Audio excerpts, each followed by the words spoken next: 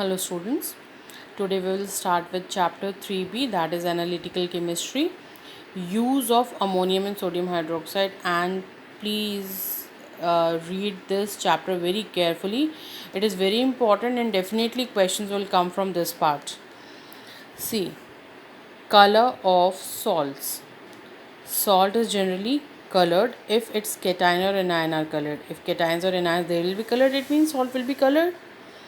Salt of the element of groups in the periodic table 1 and 2 and 13 to 17, they are generally colorless. It means 3 to 12, which are transition elements, all the generally, if we talk about transition elements, they have colored salts. And why they are having colored cations, this you will study in class 11th or 12th. You will study. See, Cu2 plus is there, it's blue or green in color. Chromium, it's green in color. Manganese 2 plus in pink, it is pink. Ferrous is green and ferric is brown. Cobalt plus 2, it is blue or pink in color. Nickel, it is green in color.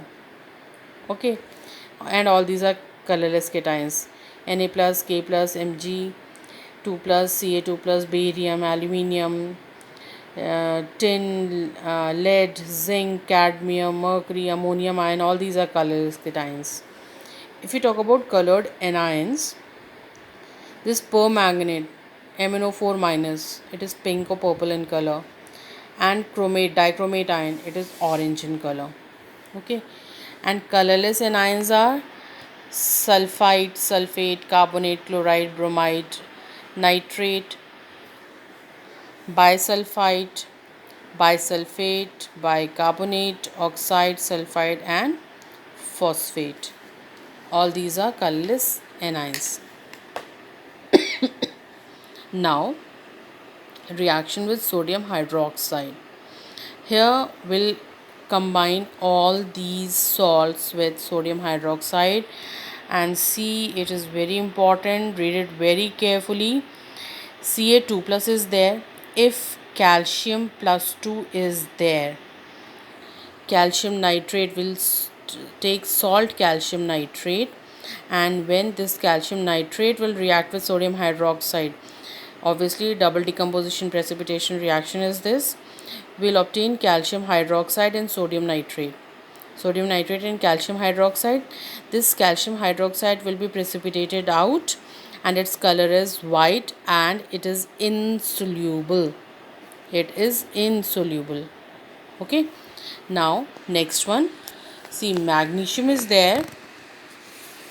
Magnesium, here its chloride will take, and this will this magnesium chloride, it will combine with NaOH to form 2 NaCl.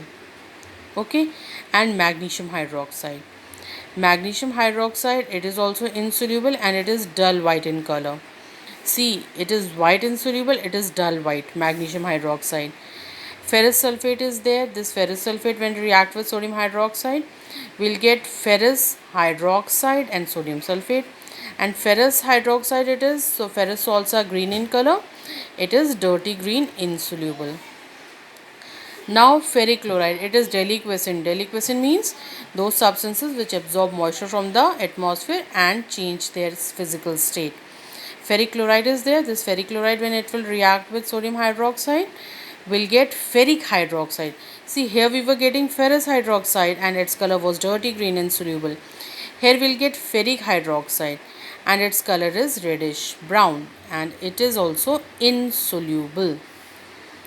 Now the next one is copper sulfate. Copper sulfate will combine with sodium hydroxide and here we'll get copper hydroxide. See, we'll get this copper hydroxide, and this copper hydroxide, it is pale blue, insoluble.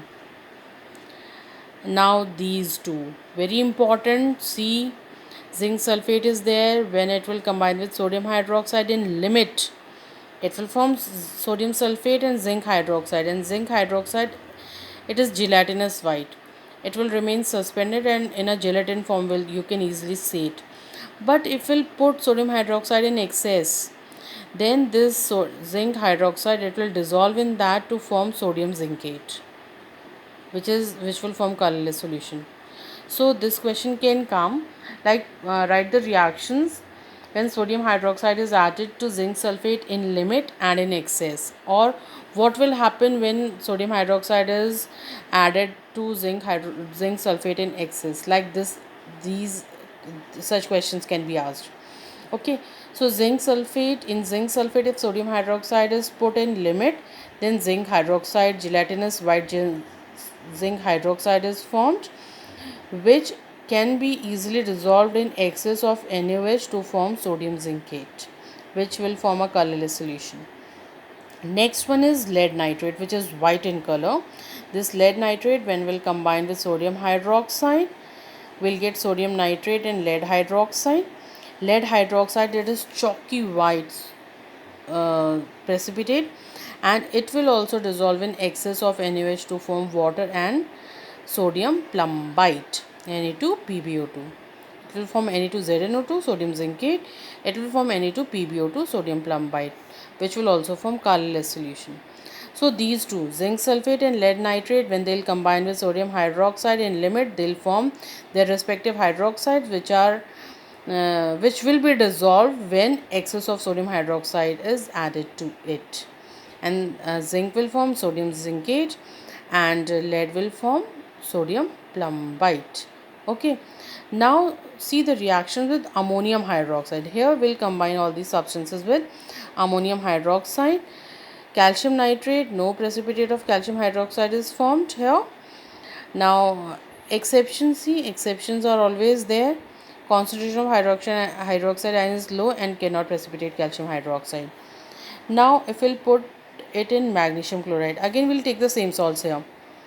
We'll see what will happen when sodium hydroxide is added and when ammonium hydroxide is added. Then what will be the reactions? With magnesium chloride, it will form magnesium hydroxide, dull white insoluble. With ferrous, it will form ferrous hydroxide, dirty green. With ferric, it will form ferric hydroxide, reddish brown. Now see here with these two. With copper sulfate, ammonium hydroxide will form copper hydroxide, and when this is put in excess here, see then what will happen, this ammonium sulfate and copper hydroxide were there, and if ammonium hydroxide is put in excess, then this complex structure will be formed. Tetraamine copper sulfate will be formed. You have to learn the name of this compound also, which is deep blue or inky blue. This question will definitely come, like what will happen when ammonium hydroxide is added to copper sulfate in limit and in excess. Okay, or the reaction can occur in this form also, it can also form tetraamine copper hydroxide, a complex solution which is deep blue in color. Deep blue solution will be formed. So here by using this copper sulfate, we can distinguish whether the given base is sodium hydroxide or ammonium hydroxide. If we'll put sodium hydroxide in excess, then too the copper hydroxide will not dissolve in it. But here if we'll put ammonium hydroxide in excess, then that pale blue precipitate will change into deep blue solution, and this will easily distinguish that the given base is ammonium hydroxide or sodium hydroxide. Okay, such questions can also come, that by using copper sulfate, how will you identify whether the given base is sodium hydroxide or ammonium hydroxide. Now zinc sulfate will combine with ammonium hydroxide to form zinc hydroxide, white gelatinous, and when it is put in excess, then it will form tetraamine zinc sulfate, which is colorless solution. From white gelatinous, it will turn colorless when put in excess. And see here it was changing its color, precipitate was dissolving in excess of NaOH, but here it will not. Lead nitrate with ammonium hydroxide, it will form ammonium nitrate plus lead hydroxide, which is chalky white insoluble, and this you have to write like that, this only chalky white. You cannot change these languages. And this action of alkalis on the metals we'll study in our next video. Thank you.